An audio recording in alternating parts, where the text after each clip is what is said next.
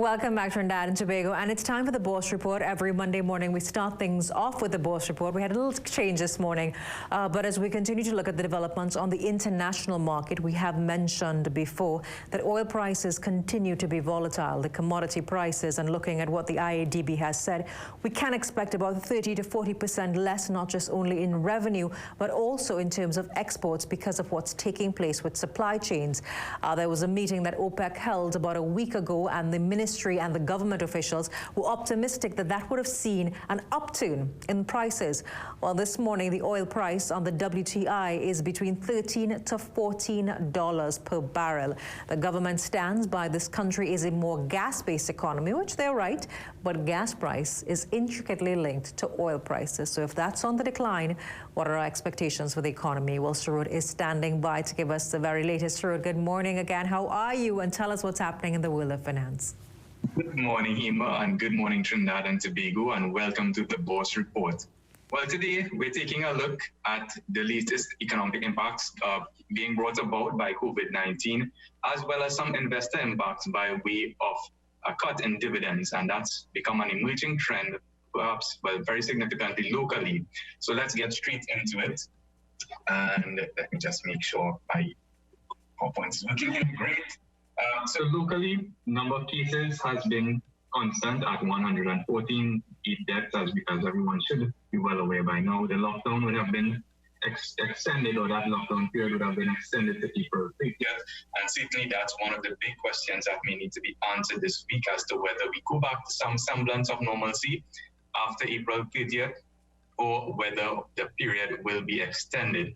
Certainly, stricter guidelines have come into force for essential services with the closure of restaurants, and most recently, the reduction in hours of availability for hardwares, electrical and plumbing included. And last week, the Honorable Prime Minister would have introduced or announced a post-COVID-19 recovery committee being established, and they will certainly have quite a mammoth task ahead in terms of guiding the recovery of this economy after COVID-19 has subsided to some degree, or even while it is going on. Certainly, the IMF would have updated a global forecast for world economic growth, and global growth is overall expected to contract in 2020 by just around 3% for the world and 4.5% for Trinidad and Tobago. But given what's going on with oil prices, that could be a little bit of an underestimation. Only time will tell. In terms of markets, as we can see on the right-hand side of your screen, the Trinidad and Tobago Composite Index was up just around 0.5%, so finding some support. The All Trinidad and Tobago Index down just around 0.2%. And the cross-listed index, made up of mostly Jamaican securities, would have advanced just around 2.1%.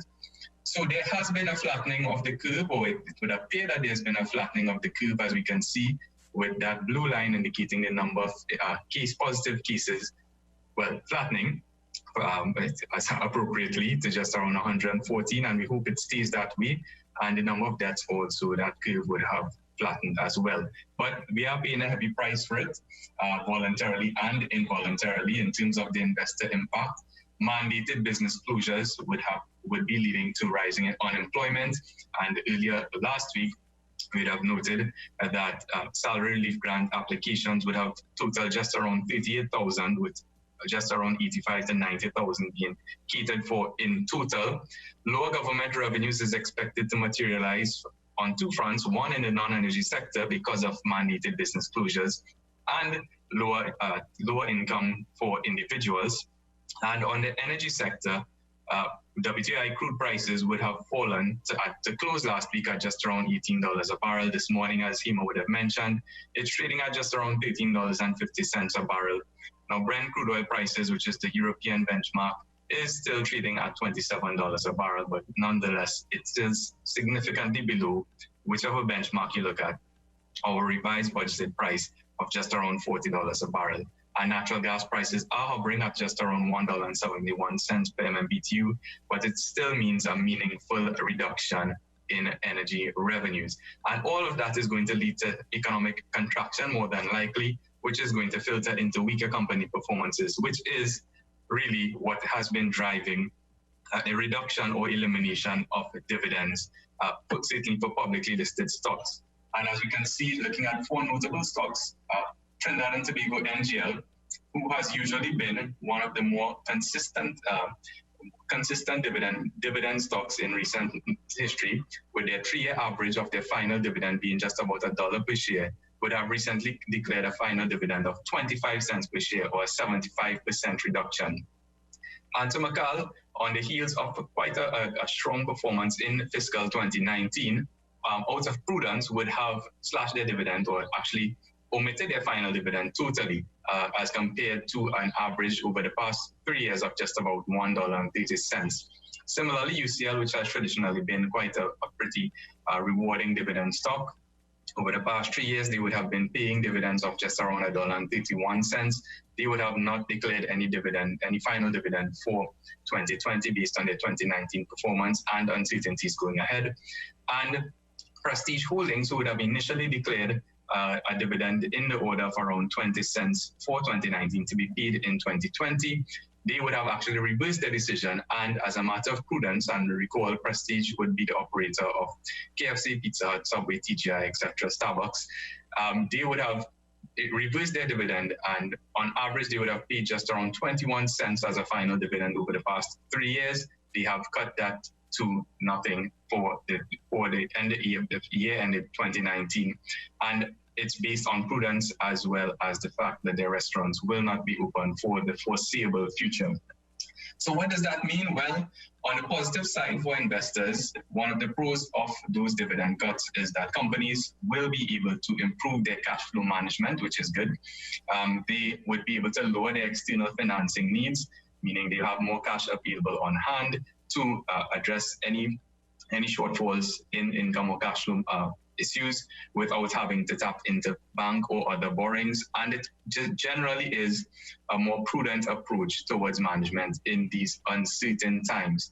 Now, on the flip side, or the cons, it does increase the level of investor uncertainty, and that could lead to some downward stock price pressure, which would be on top of the fact that investors are already anticipating weaker corporate performance, and that has been reflected by and large in terms of stock price activity over the past couple of weeks. So as investors, what should you be considering at this point with dividends being cut? Should you be buying or should you be selling? Well, it all depends on your outlook and your capacity. If you do have a higher risk tolerance, if you are focusing on long-term appreciation and can ride out the current economic cycle, and you have lower current income needs, meaning that receiving dividends may or may not necessarily make too much of a dent in terms of your overall cash flow configuration personally, well, then it might be an opportune time to look at buying some stocks as they continue to be beaten down in the current environment. For those on the sell side, consider if you have a lower risk tolerance, you might want to look at selling. If you have higher liquidity or cash flow needs, then definitely selling might be probably better decision, course of action at this point in time. And if you have a higher opportunity cost, meaning that you can reinvest the proceeds from selling your shares, which usually would have paid a dividend but no longer do, into an avenue such as government bonds or other money market instruments, which will at least generate some income, then you might want to be considering sale of some of your stock positions. Well, that's it for this week's report. For more information, give us a call at 226-8773 or to Bourse, email us at invest@bourse.financial, or check out our website at bourseinvestment.com. Hima, it's back to you. That's it for this week's edition. This has been the Bourse Report.